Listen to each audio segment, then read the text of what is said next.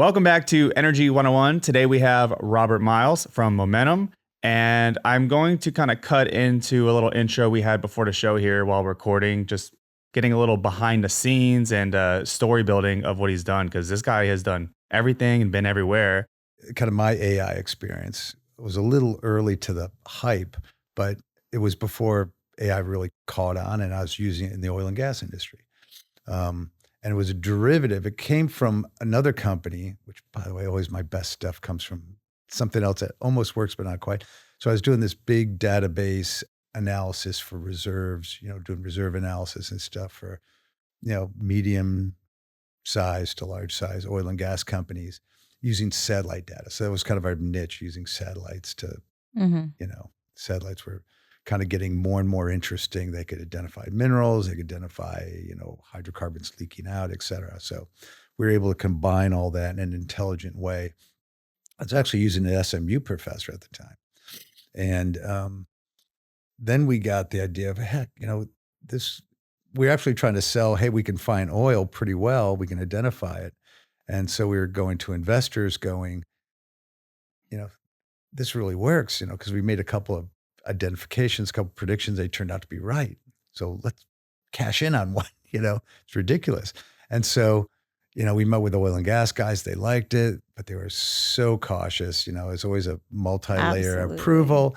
And, when you're getting, you're purchasing land and stuff, sometimes the clock's ticking, you got to kind of move fast. And so I just got to a point where I was just frustrated. So I had a real good relationship with a bank and just took out a loan, a little gutsy, but, I was pretty confident, I was working. And, we literally tripled our money in less than 12 months. Oh, that's amazing. Yeah. And then it just kept going. It was a cash cow. It wasn't like, you had this asset. You literally would buy something.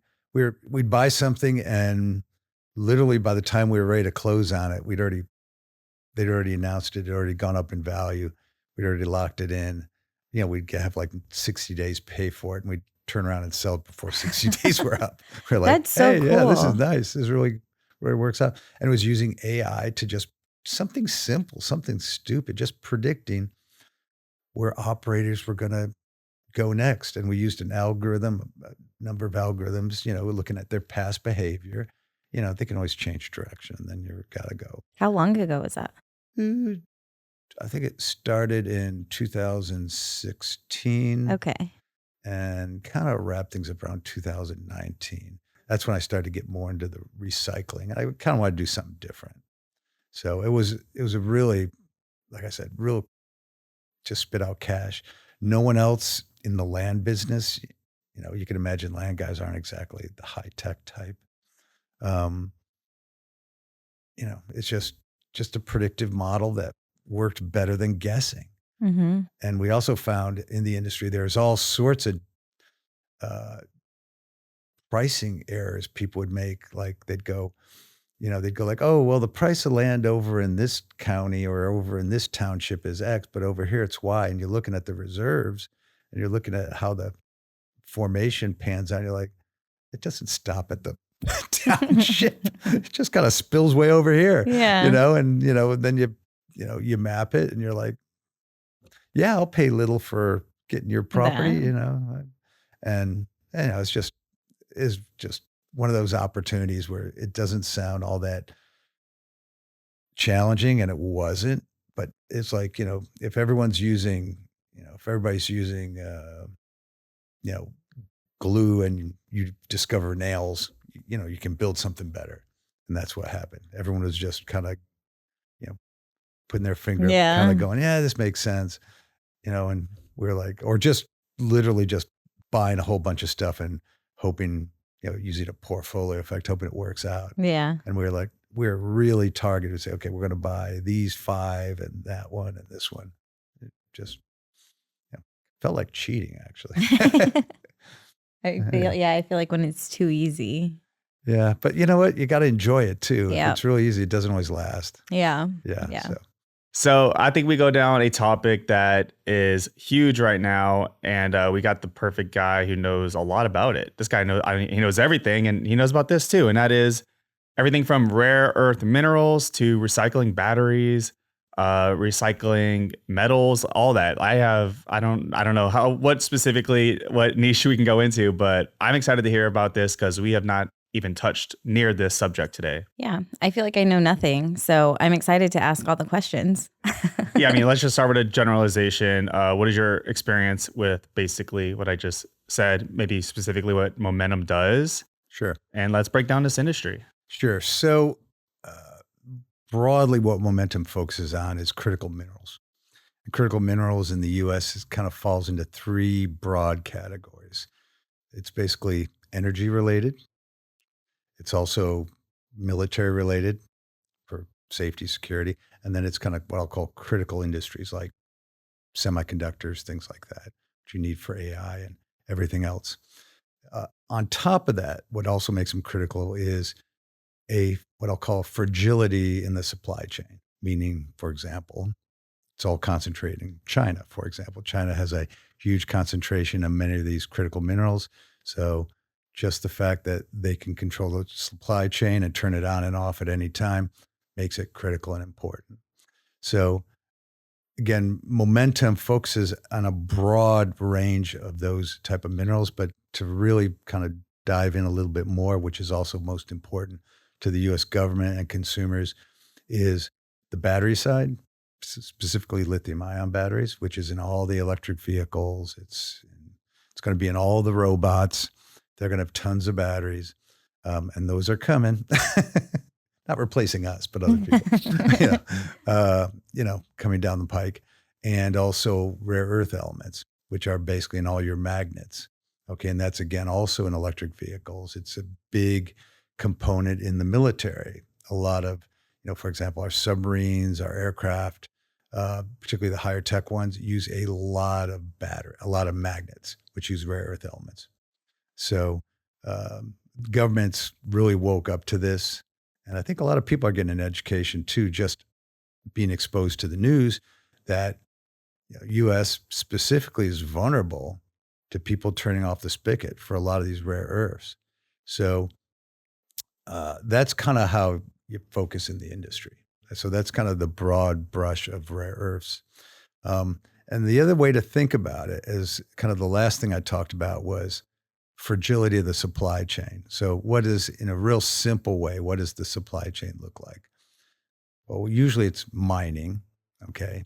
And it turns out the countries that don't care about environment much at all, AKA China. China, yeah. Yeah. But there's others, all around the world, places in Africa, they do a lot of the mining and a lot of the dirty mining, and it gives them lower costs. But there's so much minerals in different places that are rich in different things that it's hard to corner the market in mining. So while China has a lot of the mining and a lot of industry, it's usually no more than like 70% of the mining for any given mineral, because it's just, you can't corner the whole world, right? It's impossible. Particularly Australia has a lot going on. The other key, and two other key parts, is what I call the refining. And then you make the product, actually make the metal. So where Momentum focuses on is the refining. So you get the mining, you concentrate it, and then you refine it into its individual metals. And that's where China really dominates. Okay, and I mean, they have like 90% of the world's refining capacity in, let's say, rare earth elements. I mean, just dominates, and particularly heavy rare earth elements.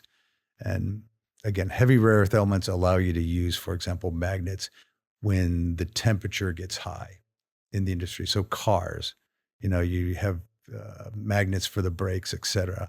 Yeah, but it gets hot, and in aircraft and, in subs and all these applications, and even in robots, you can imagine, the temperature's going to rise. And so you need these heavier rare earths, and that's where China really, really dominates. And that actually puts the screws to, auto manufacturers in the U.S., military around the world, to limit their ability to make stuff. And it's kind of scary, But, like I said, at least we woke up, right? And, at least the world, not just the US, but the world, even Europe and other places, are really trying to diversify their supply chain, and kind of de-Chinese it. Yeah. That is a word. De-Chinese. It is now. I'll trademark it. Kind of the whole industry. So anyhow, wanted to let you give you a chance to jump in. The refining part is your facility here in Houston? It is not in Houston, it's in Dallas. Oh, cool. But we're That's where building. he's from. Oh, you're from Dallas? Yes. Oh. Is that where you're from? No. Okay. Well, it's close enough. It's the Southwest airline, triangle. Yeah. It's one part of the triangle. So, I can get anywhere in an hour. Yes. Pretty much. So we have what I call demonstration plant Okay. in Carrollton, Texas, just outside the airport. And that does batteries. And we're also building a parallel line, which should be going live in a month or so to do rare earths. And so y'all don't currently do rare earths, y'all are about to start. We've done what I'll call pilot plant size. This is going to be kind of our largest scale size. Oh, cool. Yeah. So we're talking to and working with almost every player. I don't want to say in the world, we're not working with the Chinese, but we're working with certainly every North American player, as well as European player, to not just refine rare earths, but specifically the interest is to take out the heavies from the lights. And that's where China dominates. So we have one big mine for the last, 20 years, 30 years in the U.S. That's Mountain Pass. Mountain Pass mine, which is really light rare earth. Is that like Nevada? Yeah, where is Yeah, that? it's Nevada. Actually, I think it's over on the California side, but it's Nevada, California. It's that Tahoe, Nevada, California. Yeah, you got the right area. Yeah. And the company that owns it and works it is MP Materials. Again, great company. We're working with them, but it's basically a light rare earth mine. So, And that's the only one in the U.S. yeah. Okay. And then Elon went up there, right? Did he officially get that rolling? Tesla, like doing their own lithium mining? Well, so Kind of old news. no, it's Tesla kind of actually got a lot of that stuff from both Korea, LG, and from China. So they still dominate the processing part. Panasonic, LG, those guys kind of make more of the batteries. So there's all sorts of, like I said, I was breaking down very simply on the supply chain. You got mining, you got refining, then you got the product. The product has like 4 or 5 steps on it, but it's you're just building it up bigger and bigger for like cars, what you need. So that's one of the issues that Elon has to address is as you make these batteries for his cars, where you're going to get the materials. And for example, lithium is one of those metals. It's very, very light that we'll probably end up having a shortage of literally next year. So this year, there's actually a slight oversupply. It's because demand was a little bit under what people thought, and there's a little bit more mining going on. But next year, there's almost definitely going to be a shortage, and then the shortage gap opens pretty wide. So that's going to put. How do you know that? Like, how can you forecast lithium? Well, I don't where's know my how to crystal ask ball? No, yeah. I'm kidding. I don't know how to ask that question, but like, how can you forecast that? Like, you have oversupply this year, next year, undersupply. Yeah. So what you do is, and not to get too businessy, you make supply demand curves and you project them out over time. And you look at how much time it takes to bring a supply type online. So, there's different sources for lithium. You have brine, which actually is what they use in South America. That's kind of the big, and if you see these big pools sitting around, they're brine pools with lithium in them, and they can take up to 2 years to basically evaporate. You're just sitting there waiting for the thing. So and you if have it to rains, wait. you're like back to square zero. You have to wait for it to evaporate to get the Concentrate. lithium? Yes. That's the only way? Well, that's the cost-effective way. Oh, I mean, you could boil it, but you're talking huge Right. It's like boiling in a lake. Yeah, Yeah. I'll share an image in the edit now of it, but like that's even in Nevada, you'll see it. You'll see like, and it's like almost pretty. It's like pink and green and blue. Yeah, it's cool colors, It's so and it's weird looking. environmentally friendly, but it takes years to do it. So, it's not exactly, you can't turn it on a dime. Now there's what's called hard rock. Uh, I'm going to mispronounce the name, but it's like spongegem or something like that. That's what's the rock's called, that has lithium in it, but you got to crush it. You got to um, dissolve it. It takes a lot of energy to leach out the unwanted parts of the lithium, what's holding the lithium inside its matrix or inside the metal. So again, those things are not, and that's less environmentally friendly and less, carbon footprint friendly. So, and people are trying to come up with other ways. If you ever heard the word DLE, direct lithium extraction, that's kind of the new, I'll use the word new technology that's out there. A lot of startups are trying to do it, where you use membranes to kind of help you separate. And actually, we're doing some work in that as What well. does that mean? In the water? In the brine? Yeah. So what happens is, yeah, exactly. Um, instead of just leaving it in a pool for 2 years, Yeah. like a puddle, giant puddle, you can accelerate the process a lot by putting it through membranes that select out certain metals and leave others in. And we've done a lot of testing on that. And we're actually working with a couple of DLE companies to help them accelerate, because we use membranes for everything in a unique way. So So where are you getting all your lithium right now? Like, because you're refining it, right? So you have to get, like, it's supplied to you from somewhere. Yeah, so we're getting From ours. China? Just kidding. Yeah, glassware, what I eat at home, China. I'm joking. So we actually get it from recycled batteries.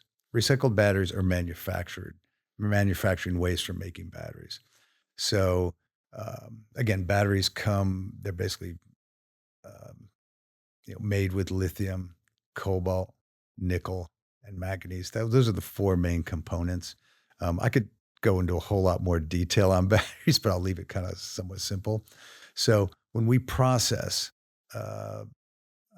basically a ground up battery in the industry is called black mass. And surprise, surprise, what color is it? Black. And it has mass. So it's black mass.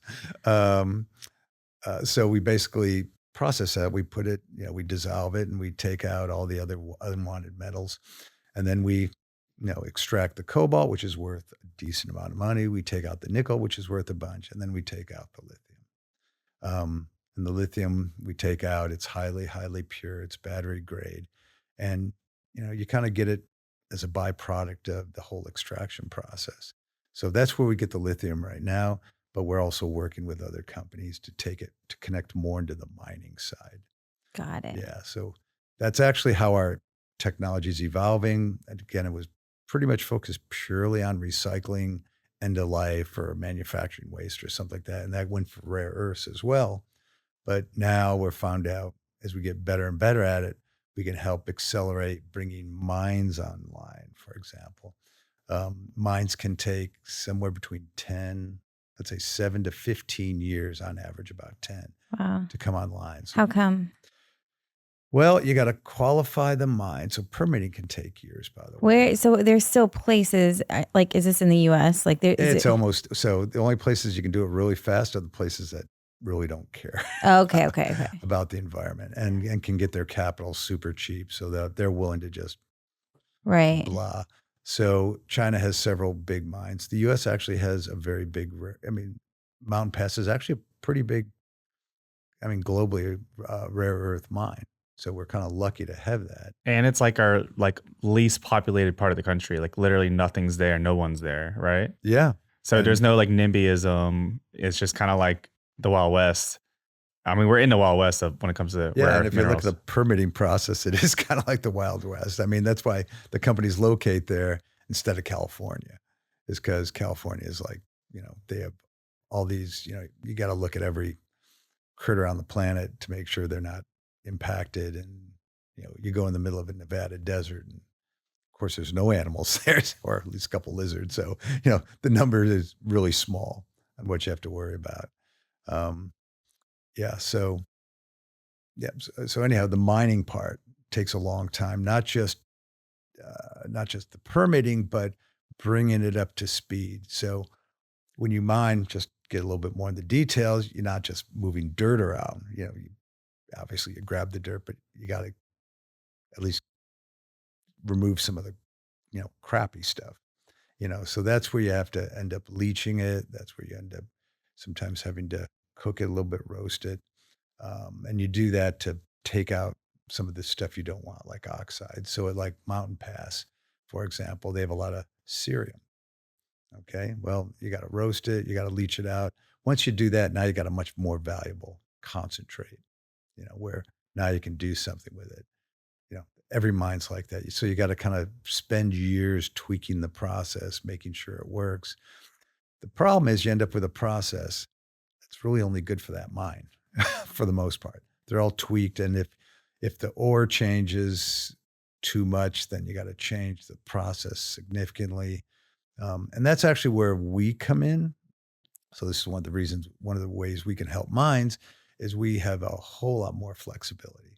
So, they'll design it for, for really tight criteria, like within 1% or 2% of this metal and that metal and everything else. And again, as long as everything's kind of homogeneous in the mine, it all works great. But it's never homogeneous. So, at least, given enough time, it's not. Yeah. So we actually make a great bolt-on, where they can take what I call their main processing and do kind of their down the middle of the fairway ore. And when they get things that are out of spec, that's what we do.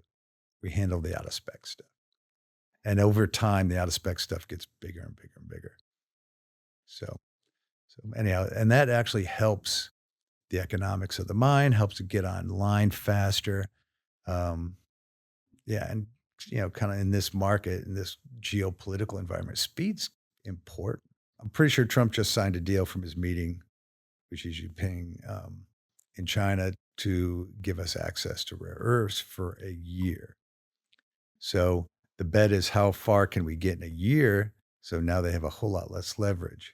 So now you're seeing, all these deals from the U.S. government, which usually the government doesn't get involved in any deals, right? But, huge investment in Australia, which by the way, does have a lot of heavy rare earths mining, really nice. They gave MP Materials, gave them a loan, 400 million, to help ramp up their plant from like 1,000 to 10,000 tons. They just, the U.S.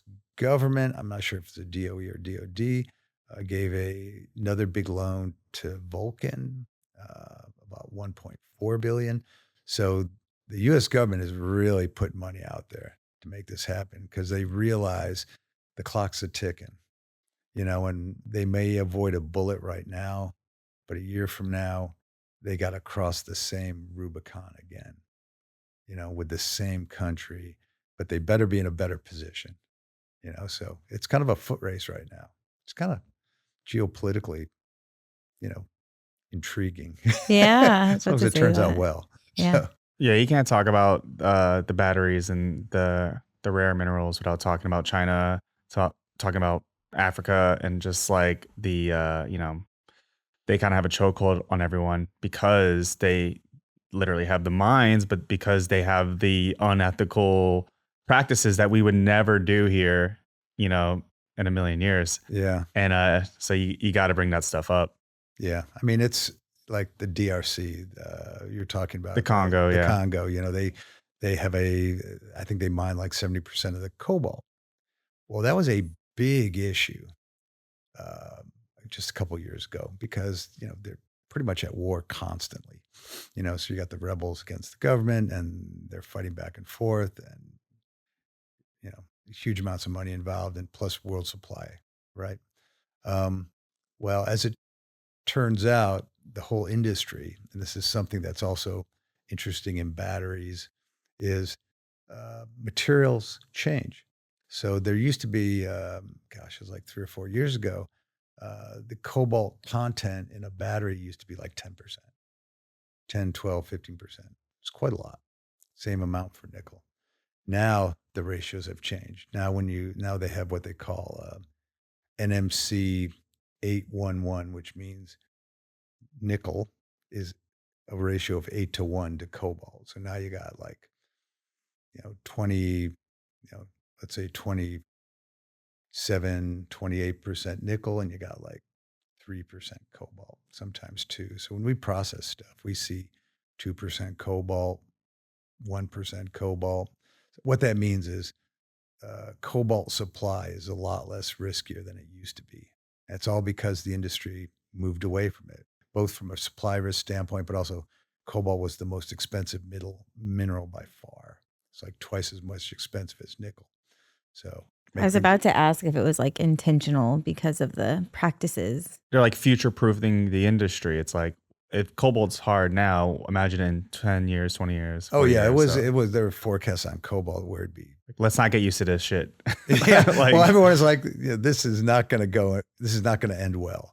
We're going to end up, with a big cobalt shortage, and the batteries are going to be double the price they are, and no one's going to buy them, and it's going to hurt. Do we eventually run out of minerals, like rare earth minerals? So, peak minerals. Yeah, peak oil, peak rare earths. Think about rare earths; they're not all that rare. Okay. I know they sound. Oh, we don't have many. Rare, yeah. It turns out they're just hard to get out, extract. So, I would say we're not going to run out. Okay, because again, there's mines, and there's Australia has a bunch of rare earths, and they only live on like, I think 0.5% of their land mass. It's like 3 cities, and then nothing. Russia does as well, even though Russia doesn't do a lot of mining. China as well, but a lot of the mining occurs in Africa, wide open space. So a lot of places to open up mines that have some viable concentrations. But a lot of it isn't very economic, right? So if you have like 1 or 2% or less, it's not really, the mineral you're trying to go for, it's really not worth directly mining for that. Now, a lot of mines, you have byproducts, where you'll mine for nickel, and then you'll get some rare earths coming out at the tail end. You say, hey, let's use that for something. So that's one thing. The other thing, though, that's we're trying to get into or trying to push more is the recycling part, because you want to keep opening up dirty mines. You don't want to keep worrying about the environment. And up until now, for example, batteries is like, only a couple percent ever got recycled. Wow. I mean, there are places in the U.S., actually in Texas, where there's warehouses full of just used electric vehicle batteries that no one knows what to do with. And you can recycle them. Yep. Send them to you. Well, yeah. I mean, we want somebody to grind them up for us, even though we could do that through a third party. Okay. My point is, yeah, we could do that. But I'm just saying is there's kind of a whole legacy of old batteries. They're just sitting around. And not just batteries for cars. I mean, batteries for cell phones. Batteries, we're actually working with Apple to recycle the batteries in their phones. And they're working with another company, which I already mentioned. Actually, it's public with MP Materials. They signed a $500 million deal to recycle the magnets. Wow. So Apple's trying to really close that loop. And to me, that's the responsible thing to do. And it's also, by the way, the best economic because, again, opening a mine takes a huge amount of capital, takes a huge amount of time, again, 10 years. And the other thing that, by the way, comes into play is everyone kind of wants to have their own security for supply.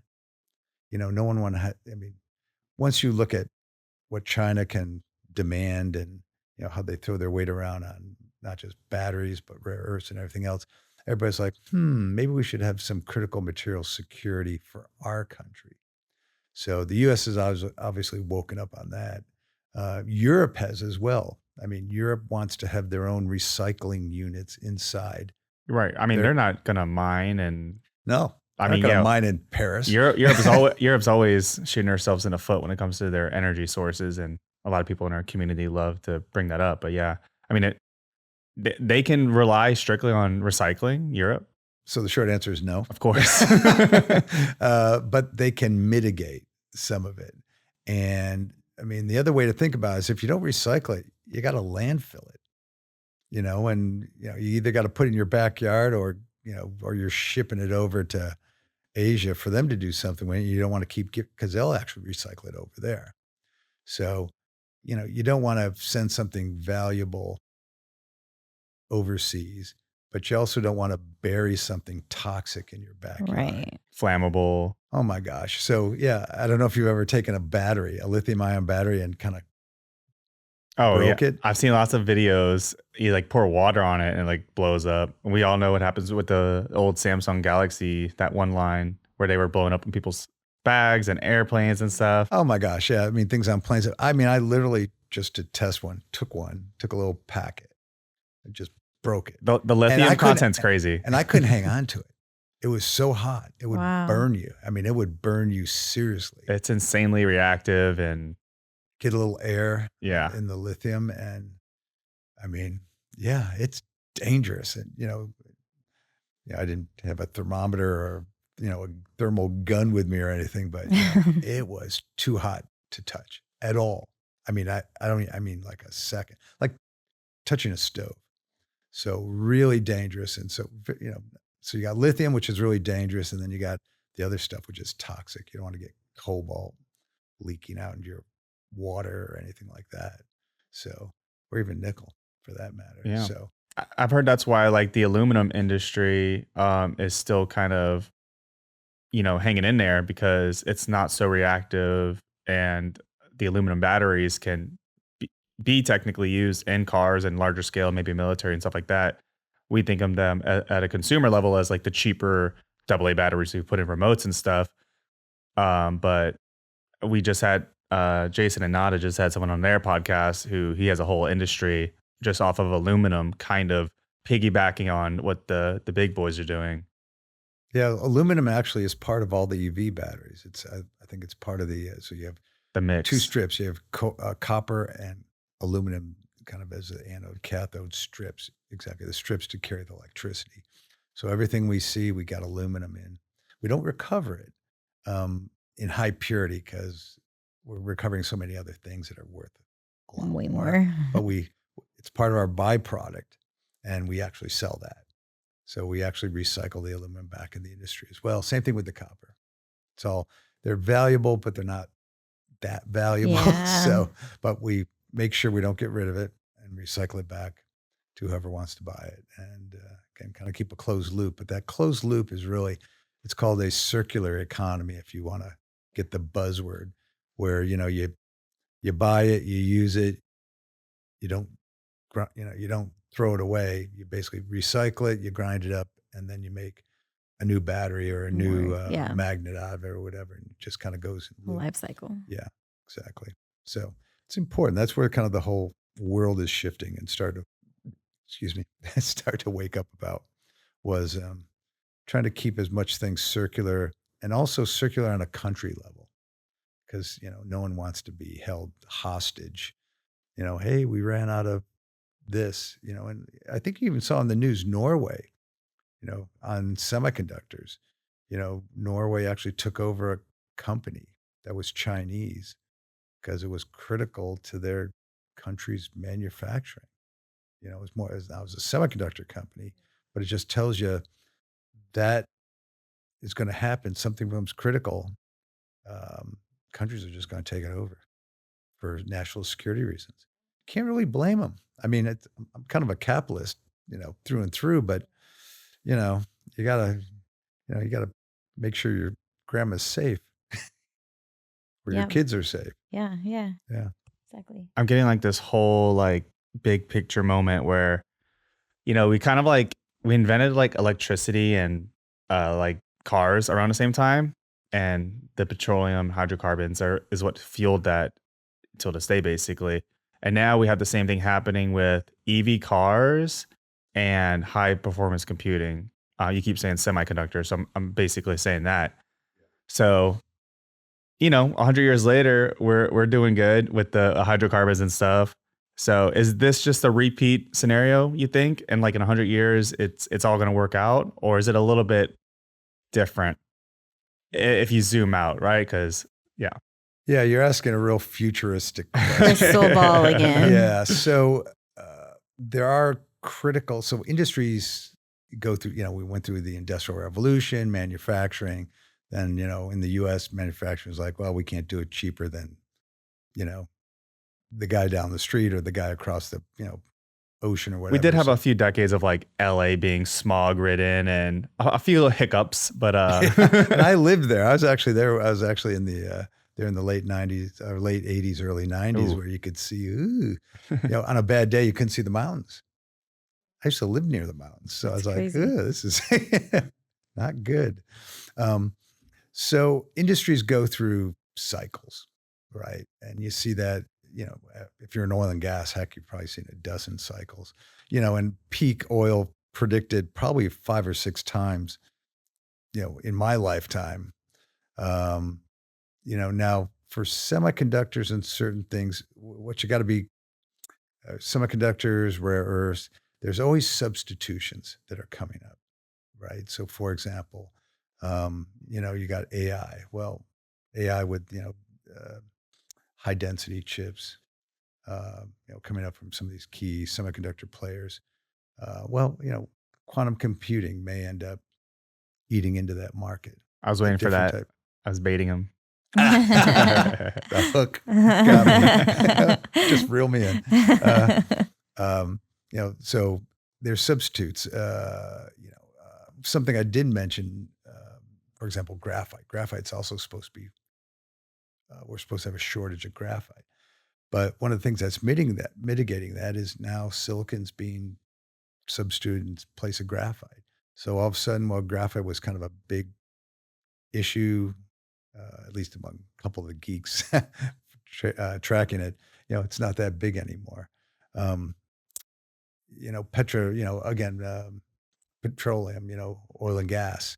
There was a big, the U.S. went through a whole big thing before we did, horizontal drilling and fracking and everything else, where, we were importing a ton. We were held to the Middle East, the 80s, the shortage, the gas lines, crazy. And then we figured out, hey, new technology, fracking, and we just unlocked a ton of additional oil. Now the Permian is just, it's all horizontal. Off to the races. Off to the races. Just solved a major geopolitical problem.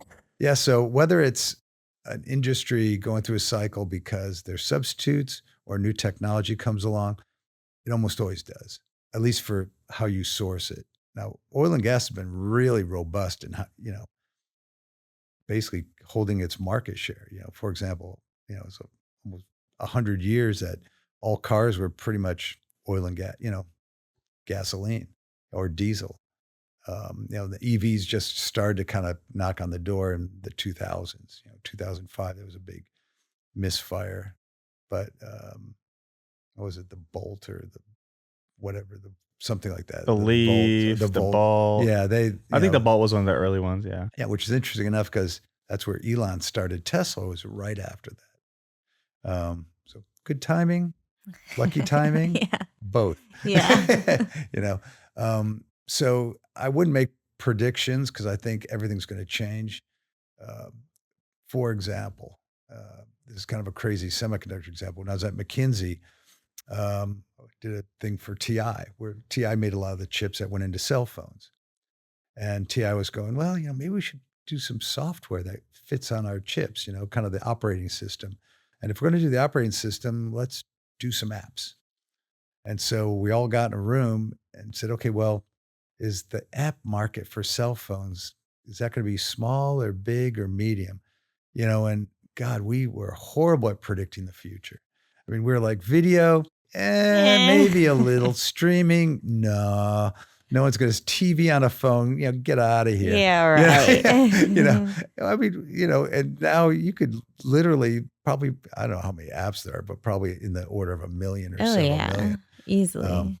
Yeah, no, we were horrible envisioning the future. So, so anyhow, take any prediction I make in light of that. So, I always have this like thought where EVs like really just worked. And you brought up the Bolt, which was like, I guess like no one really cared when it happened, but like Tesla was a big moment where, you know, it could have went so wrong, but literally because it was so sexy and so cool, it like everyone loves EVs. Like everyone's switching from big gas trucks to like cool EVs, like is what you would like. I didn't really predict that. Like, but people are kind of doing both things. Everyone's driving like the biggest trucks and the biggest cars possible, and they're also like buying a Cybertruck or a Tesla, and they'll have both. Like I would have never assumed this. I would have thought it would be like big trucks versus like hipster Tesla drivers, but everyone is like together and agrees and loves it. And I think a big part of it is because Tesla's like fucking cool. Autopilot. And they're faster and they're sexier. It's autopilot. Like I think we're all picturing like Homer Simpson's car, like that weird one he made. Sorry, old reference. But it's okay. I don't know. and like if they were literally ugly and didn't go like 0 to 60 in 2 seconds, like we would be in a whole different world right now. Yeah. But like we literally made them cooler. Yeah. So I mean, so we talk a lot about technology and we talk a lot about industry, but something we don't talk a lot of, which has a huge impact, is the culture. So to your point, you're just saying is, hey, it was cool all of a sudden to own a Tesla, and you could actually get someplace. You know, I think once it hit a certain distance, you know, a couple hundred miles, all of a sudden it's like, I could use this to get to work. Not even 80. They're like 80 miles. Hell yeah. Yeah. I'll just charge it. Yeah. I mean, there was some kind of number where all of a sudden it could substitute in for the car, and it was cool and it saved money. And, you know, people were putting some, you know, rebates on it, you know, so, you know, the government thought it was useful too. So that was great. So I think as we look forward, you know, obviously AI is going to make a big transition. It's already starting to impact a lot of companies, but you see it in customer service all the time now. You know, you go through drive-throughs, instead of someone taking your order, it's, you know, AI, you know, I'll take this or that. So you're going to see a lot of big changes with AI, but I also think adding on to that is going to be robotics, which is going to either have a lot or a medium amount of AI.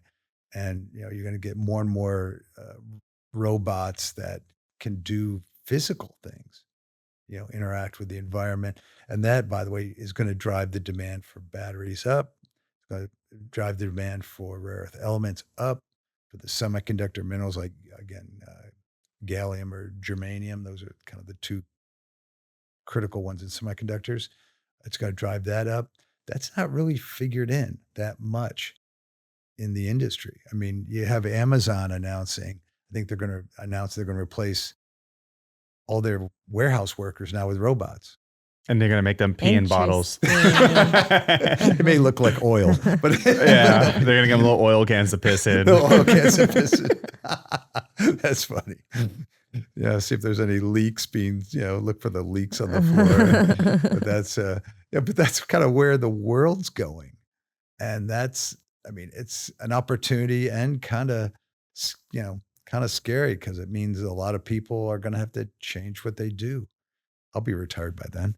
I'm retired now, actually.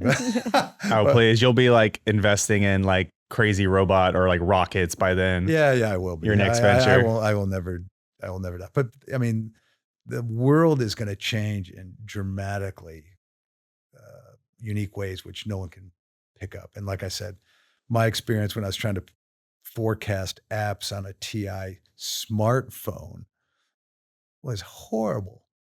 You know, maybe I wasn't drinking enough. I think you have to be in a certain mental state, but yeah. Anyhow, yeah. So anyhow, it's kind of fun imagining the future like that, you know, and particularly when it comes to not just oil and gas, but all the other resources we're going to use. You know, it's going to pivot. It's going to change. And it's going to change in ways no one can predict. Yeah. So anyhow. Yeah. I think a couple more things we could talk about.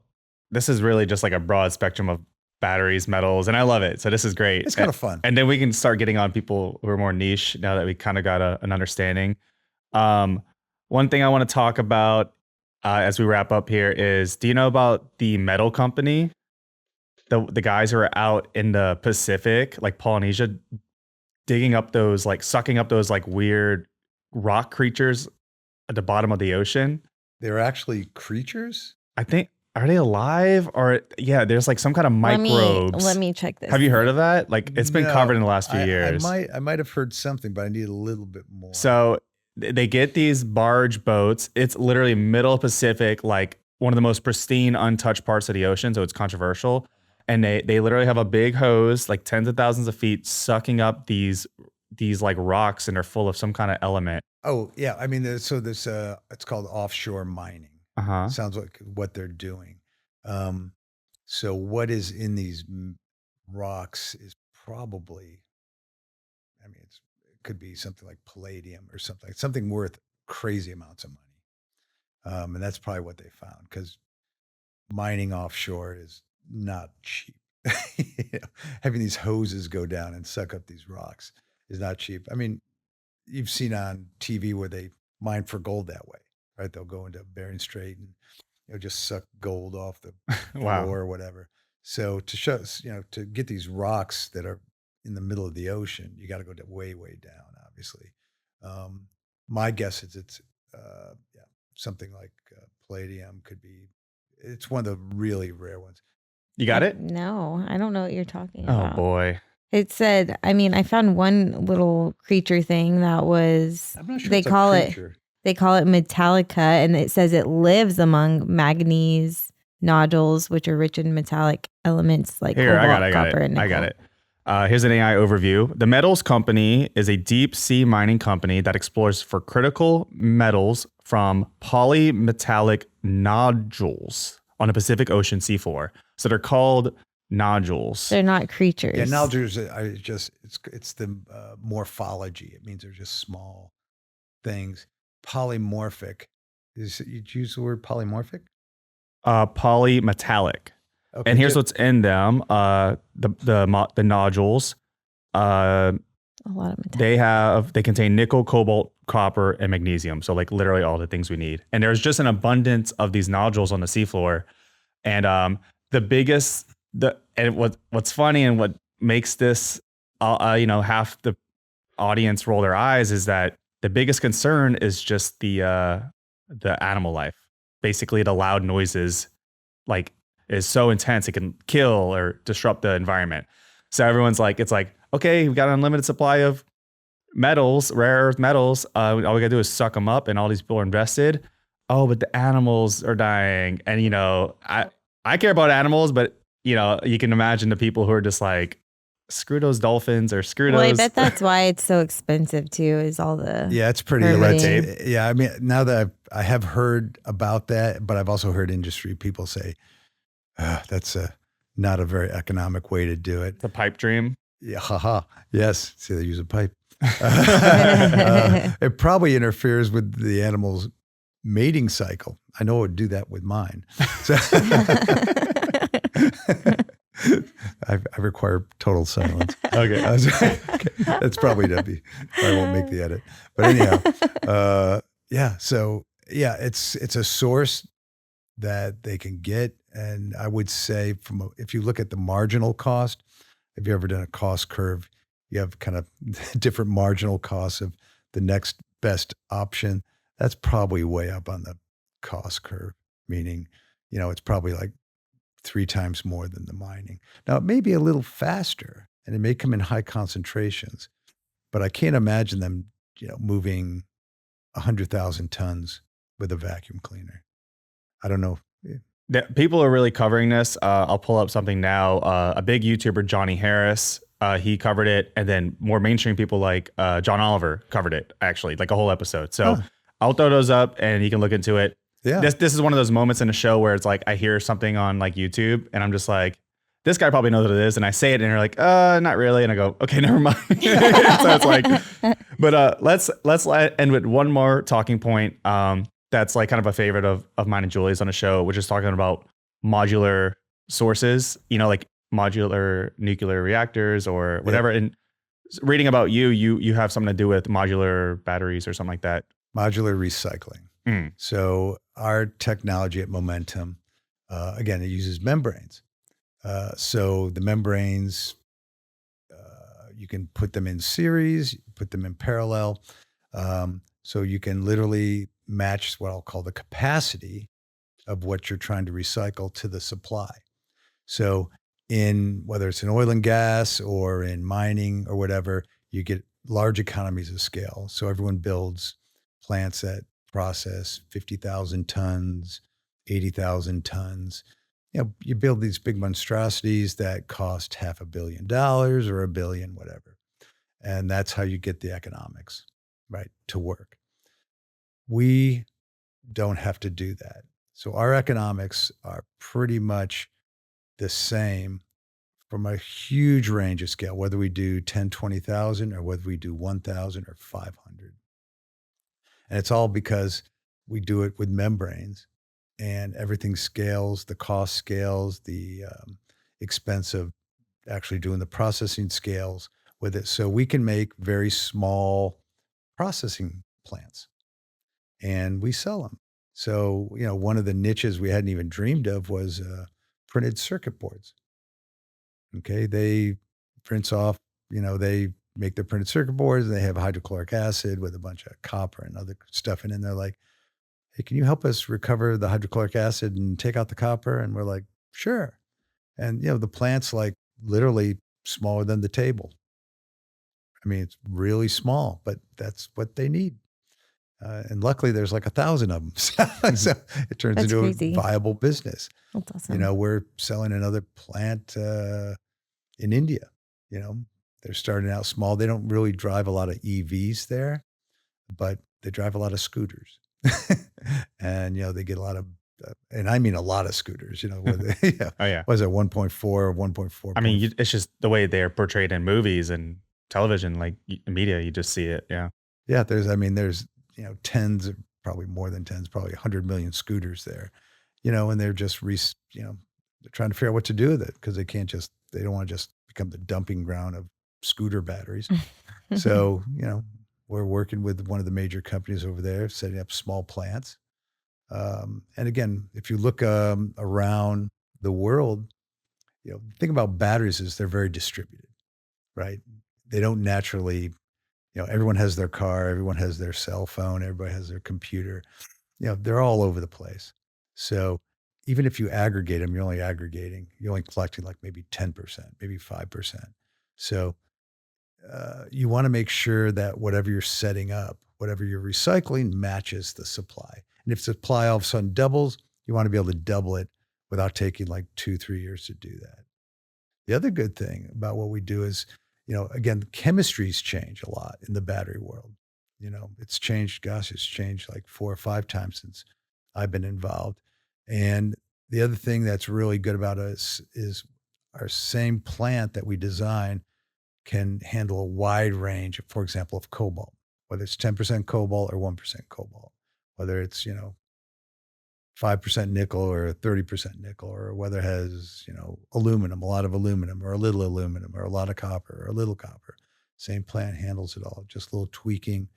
So to me, the whole world, particularly in oil and gas and these big capital intensive commodity industries, you build this almost a monument, for production, where but you have to do it to get the economies of scale to actually make it pay off. We don't have to do that. And that's what the modularity brings, not just a smaller footprint and not just full utilization, but you can just build something much smaller that literally can fit in a room like this size and get the job done. So Wow. that's my awesome. pitch. I love that. Mind blown. What an episode. I know. You got anything else before we wrap Kind it of up? all over the place, but Oh yeah.